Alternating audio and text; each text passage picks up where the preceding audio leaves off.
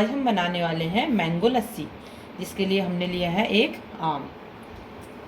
इसको हम सबसे पहले अच्छे से छील लेंगे।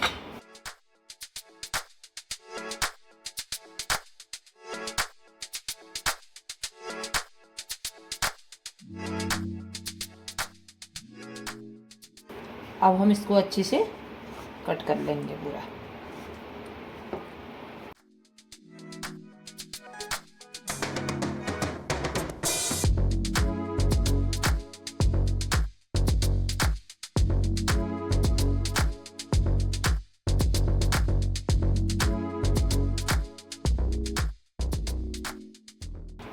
देखिए, हमने सारा मैंगो का पल्प निकाल लिया। अब हम एक मिक्सर जार लेंगे। अब इसमें हम पहले मैंगो डालेंगे। अब हम इसमें डालेंगे दही,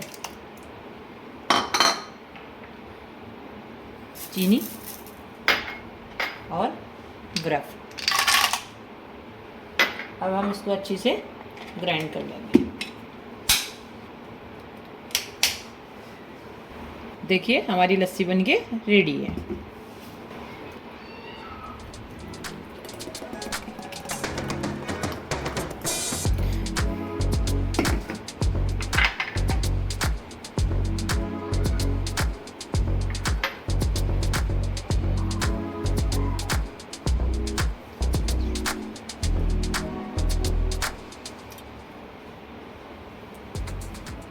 देखिए, हमारी लस्सी बनके रेडी है।